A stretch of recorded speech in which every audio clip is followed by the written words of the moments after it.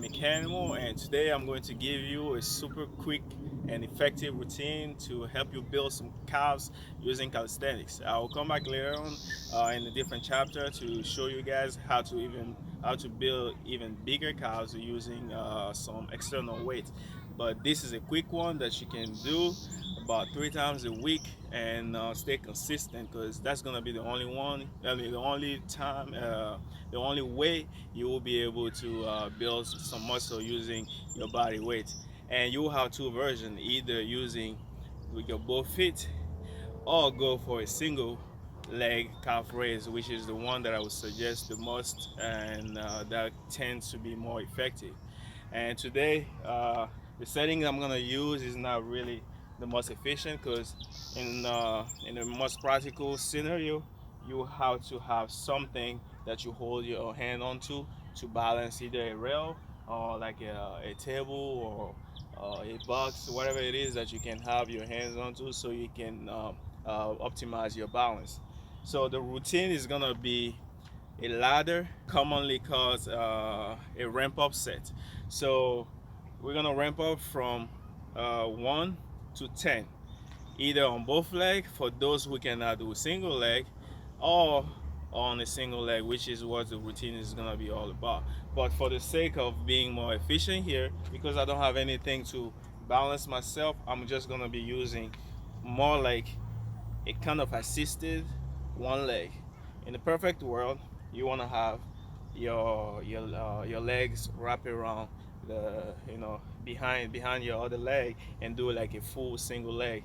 For here, because I don't have balance enough, I'm gonna try at least to get balance with one leg. But if you want to get the full range of motion, the full stretch, you definitely want to be having something to hold on to, or just get assisted by kind of have a little bit of a tiptoe of the other assisting leg, and then focus on the full range of motion of the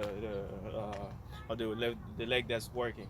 So it's a typical ladder, a ramp up set, where we're gonna go on the pyramid scheme from 1 to 10, either on each leg or on both legs. And once you reach 10, you take a little bit of break in between, probably about 1 minute, and then you build back down to 1. So on the way up, it's gonna be a total of 55 repetition. On the way down, another 55 repetition, making you a total of 110 repetition. And then you repeat that routine every other day, making it a total of 3 times a week, approximately making it like a 330 repetition, around the 300 repetition. The week that follows, you want to add one set of way up on each set. So that means instead of going up and down, this time you're just going up in addition to the previous set. Meaning on week 2, you will do up, down, up, up, down, and again down, up, and you keep it that. 2 days later, same thing. And on the third week, you add another run up. So this time you will be going up, and then down on each day, making it 3 times a week. And on the fourth week, you take a break. I'll have a detail in the description, but today I'm just gonna show you the way you do it on the way up and how to perform it with a good form. So like I said, because I don't have anything to hold on to, I'm just gonna use my tippy toe to assist, my main leg working. So here, this is how it's gonna look like. You have my tippy toe here assisting the working leg, but I'm focusing more of the weight on my working leg. And then you get like a big stretch, and then push up. And now you switch up, tippy toe here. Make sure that when you go down, you let the full stretch on the muscle, and then you explode back up and you hold for 1 second. And then you switch back up. This is round 2 with 2 repetitions. Pull all the way down, extend up, all the way down, extend up. Switch up, the other working leg, down, all the way up, down, full stretch, and all the way up. And then you go again for 3. 1, 2, 3. Switch up. See that I'm struggling because of the balance, which is kind of good because it gives me more work to do given to the stabilization factor. 1, 2, 3, and so on. So I'm gonna try on that 4th just to use my leg the way I would do it ideally. That will be here, stretch down, up, stretch down, up. So hard. Down. Yeah, so that's how you want to do it.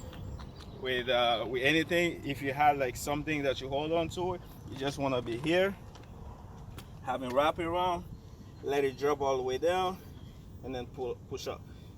All the way down, push up. The same thing, you wrap your hand, your foot around the back of your leg, down, up, down, up. So same thing, it will be here, it will be leg control down, let hang for 1 second, explode up and hold for 1 second, down, up for 1 second. So you want to go like that all the way to 10 rounds. So 1 1, 2 2, 3 3, 4 4, 5 5, 6 6 on each leg, all the way to 10. Take about 1 minute, and then you go back down and call it a day. I don't want you to go too hard when you first start, because every week you're gonna add some type of volume to to the work, because it's something that you're gonna be doing for the next 3 to 6 months. Because believe me or not, you're gonna need that amount of commitment. Yeah. The reason why much people don't have calves is because we don't work at it. I don't work my calves at all. Like I've had like periods of time in my training that I've focused on it, and the maximum time I've really focused on it was a 6 month time, and I've had about an inch growth on my calf. That's how crazy and how small the progress can be when you really, even though you really focus on working on it. So for most people, I mean, if you really want to work your calves, and I mean, you have that skinny toothpick calf, and you feel like it's something that's imperative to work, this is something that can help you. Just make it a routine, like a lifestyle change. It's just, I don't know, you even prioritize it more than a regular workout. And the good thing is only 3 times. That's why I don't give you crazy amount of reps and set. It's only run 1 pyramid up, 1 pyramid down, and that's it. So you can do it at the end of the workout or before any workout. Make sure that you control it though. Control down, explode up. Don't do that bullshit tension all the way through, all the way down. The only time I will allow you tension is probably on the negative. To favor athleticism, always spike up on the positive. And then you do that 3 times a week. The following week, you add one more pyramid up. You make it 3 times a week. The 3rd week, you do the same thing. On the 4th week, you kind of rest. That's about it, because you're gonna build up some fatigue that you need your muscle to recover from. You rest on the 4th week, and you repeat the same principle again for the next few months. And yeah, I guarantee you're gonna see a difference in either your physique, which we want, or the least we can say in your performance and your athleticism. And I think that's pretty much what I want to share. I've had a few inquiry on giving you guys a routine for the calves. I don't have the most amazing calves.